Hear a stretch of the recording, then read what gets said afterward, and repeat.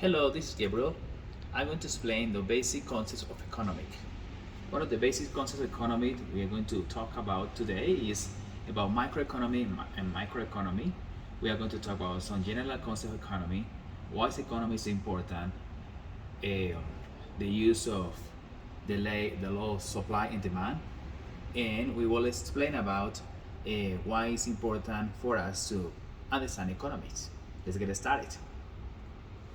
First of all, let's focus on which factors are based in the productions: land, the money, the capital, and the work.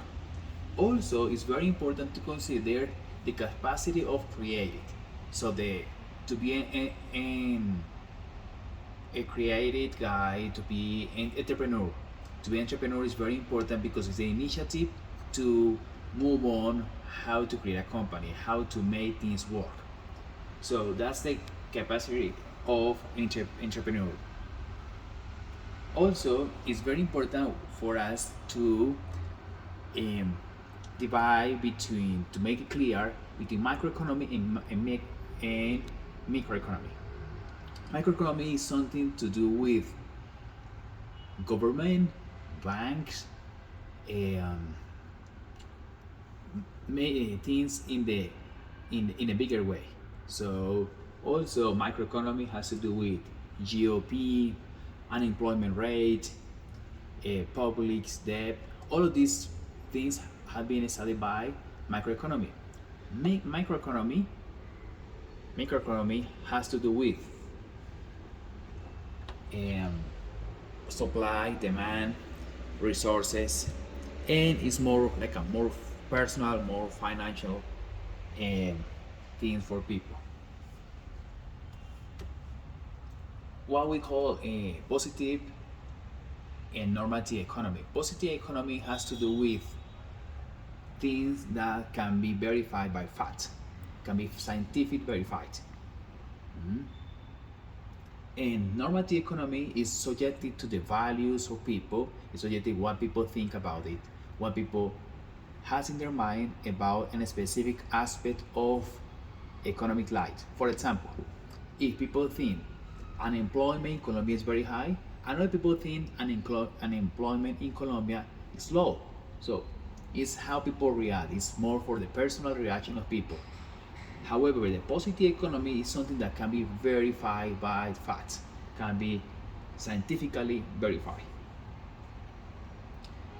Well, it's very important to know that the resources are limited. So, in economy, we need to do our best with the limited resources that we have.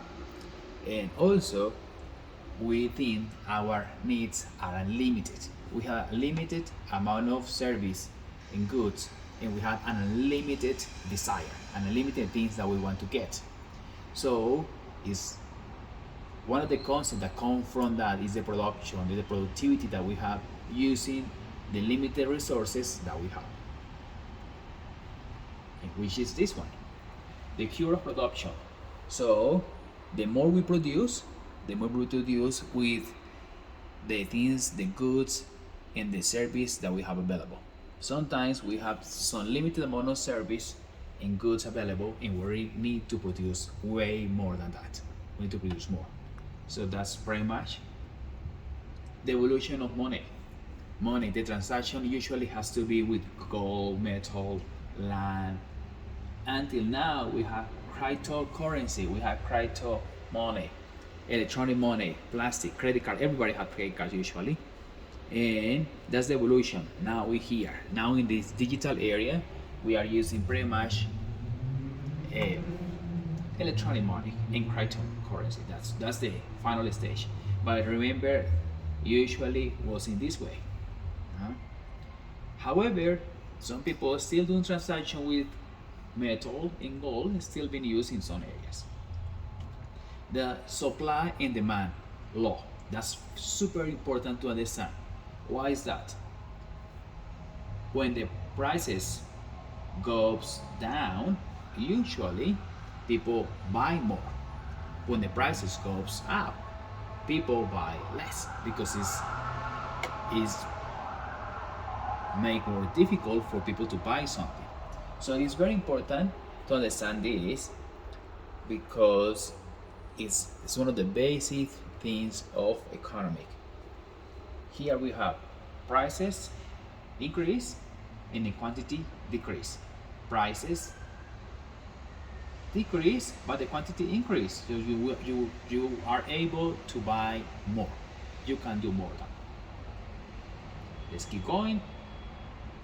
So the goods are elastic, can change about the demand. So the normal ones, so it's an essential goods. Which goods are essential? Like oil, gasoline are essential goods. So price is pretty much stable. Also are affected by some political reason, war or stuff like that, but are essential goods. So all other goods are not essential, but and are more flexible. Can change the prices anytime. So also when the price increase and the quantity increase, also when the price goes up,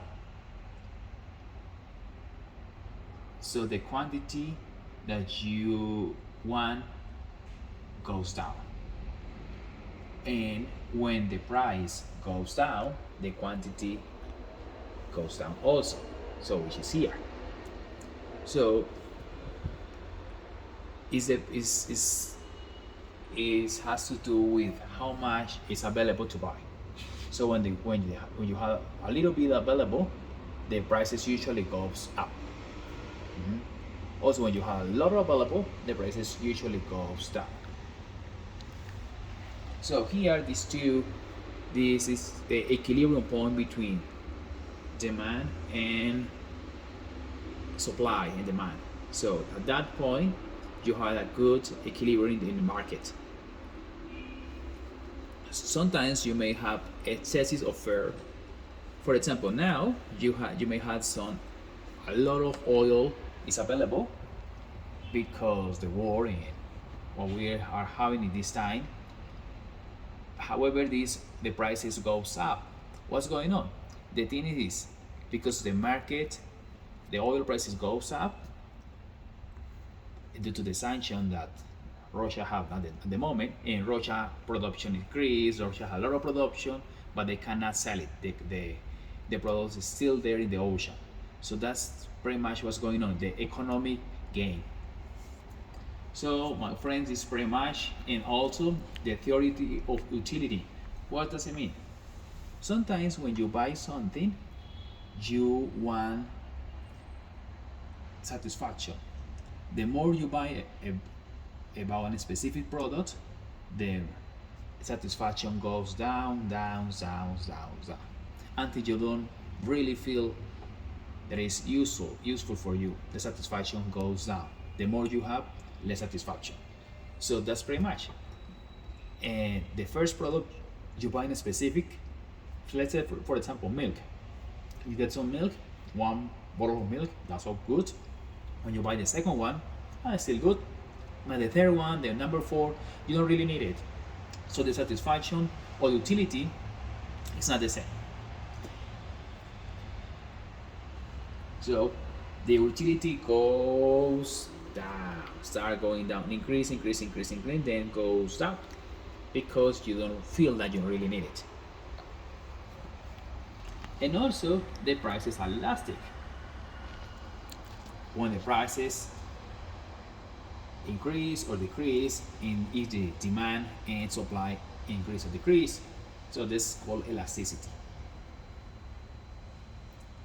So there is some elasticity that we need to understand in this class, and well, that's pretty much.